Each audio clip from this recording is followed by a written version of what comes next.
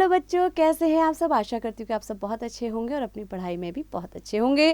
तो बच्चों, आज हम पढ़ने जा रहे हैं एक बहुत ही महत्वपूर्ण पाठ, गिरधर की कुंडलियाँ।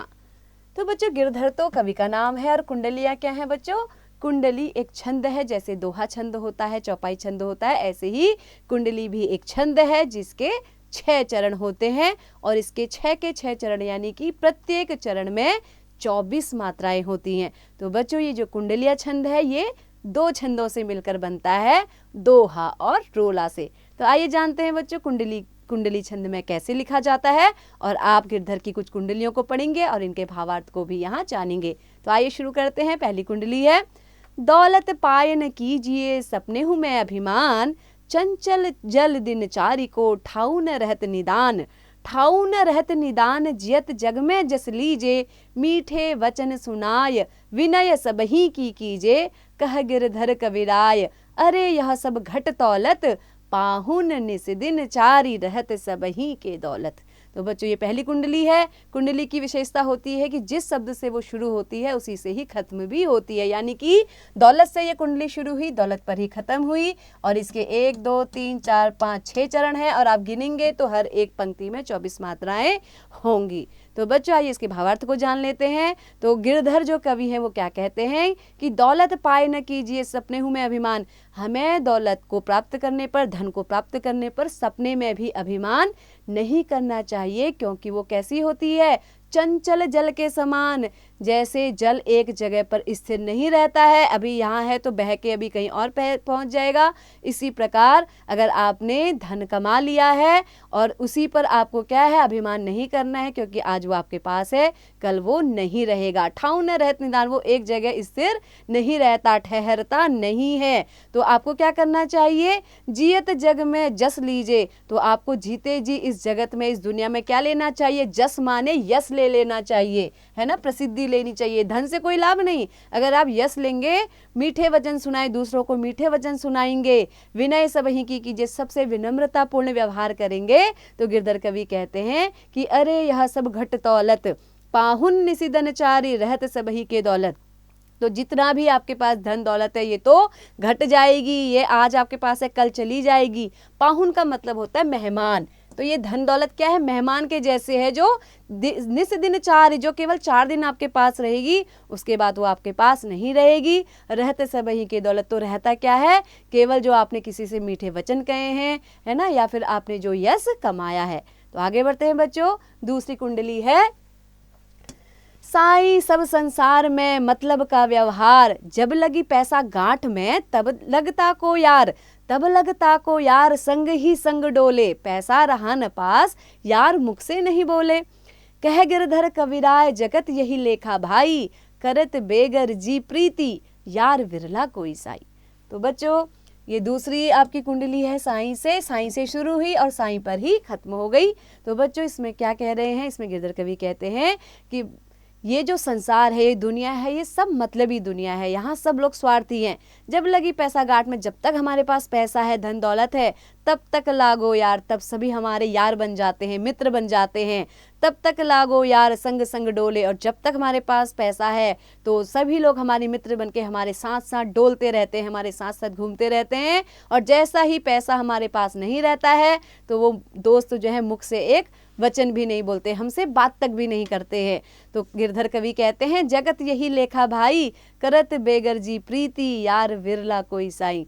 तो बेगर जी का मतलब यहाँ पे है निस्वार्थ भावना से।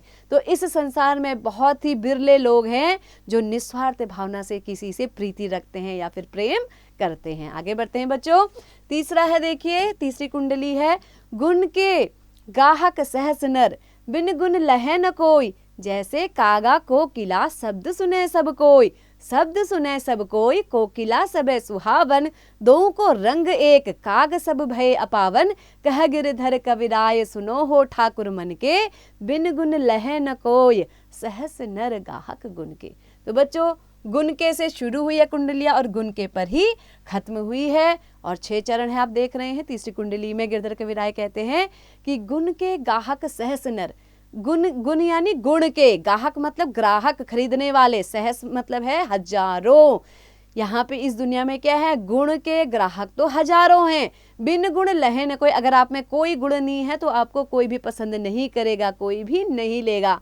जैसे कागा कोकिला, कागा मतलब कौवा और कोकिला मतलब कोयल।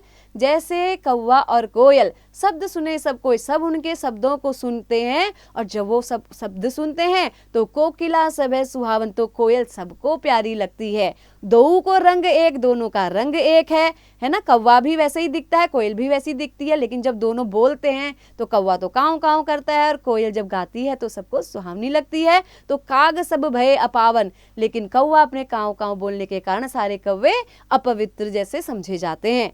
कहे गिरधर कवि राय, तो गिरधर कवि कहते हैं कि सुनो हे ठाकुर मन के, हे मेरे मन के ठाकुर सुनो, बिन गुण लहे न कोई, बिना गुण के इस संसार में आपकी कोई अहमियत नहीं है। सहस नर गाहक गुण के, हजारों लोग केवल किसके गुण गाते हैं, किसके ग्राहक बनते हैं, गुणों के ग्राहक बनते हैं। अतः आपको गुणवान बनना चाहिए। तो बच्चों अगली कुंडलिया है, देखिए, बिना विचारे जो करे सो पाछे पछताए, काम बिगाड़े आपनो जग में होत हसाए। जग में होत हसाए चित्त को चैन न पावे, खान पान सम्मान राग रंग मन ही न भावे। कह गिरधर कविराय दुख कछु टरत न टारे, खटकत है जिय माही कियो जो बिना विचारे। तो गिरधर कविराय इस चौथी कुंडली में कहते हैं, आप देखिए बिना विचारे, बिना विचारे से शुरू हुआ, बिना विचारे पे खत्म हुआ। आप देख रहे हैं इसमें 6 के 6 चरण है, सभी में 24 मात्राएं हैं। तो इस कुंडली में गिरधर कविराय कहते हैं कि हमें कभी भी कोई काम बिना विचारे नहीं करना चाहिए। अगर हम ऐसा करते हैं, बिना सोचे समझे कोई कार्य करते हैं, तो हमें पीछे फिर पछताना पड़ता है, हमारे काम बिगड़ जाते हैं और जग में हमारी हंसी हो जाती है, यानी कि जग में सभी हम पर हंसने लगते हैं। जग में हमारी जब हंसी होती है तो हमारे चित्त को, हमारे मन को चैन नहीं मिलता।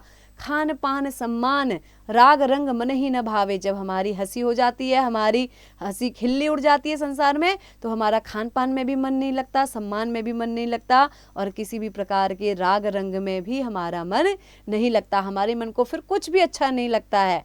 तो गिरधर कविराय कहते हैं, दुख कछु टारत न टारे, ये ऐसा दुख है जो टालने पर भी टलता नहीं है। खटकत है जिय माई, लगातार हमारे हृदय में खटकता रहता है कि ये जो बिना विचार, अगर हमने बिना विचारे सोच विचार के कोई काम कर दिया तो उससे जो काम बिगड़ता है, उससे हमारा हृदय हमेशा के लिए खटकता ही रहता है, परेशान रहता है। इसीलिए कभी भी बिना सोचे विचारे कोई भी काम नहीं करना चाहिए।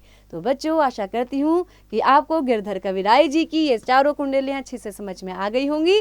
तो आइए बच्चों एक बार इनका परिचय भी ले लेते हैं। तो बच्चों 18वीं सदी में जन्मे गिरधर कविराय जी का मूल नाम ब्रह्म भट्ट या हरिदास भट्ट था।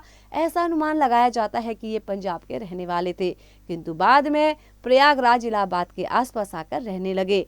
अवधी और पंजाबी भाषा में लिखी इनकी समस्त रचनाएं कुंडलियों में ही है, जो अधिकतर नीति विषयक हैं। गिरधर कविराय जी की ग्रंथावली में इनकी 500 से अधिक कुंडलियां संकलित है।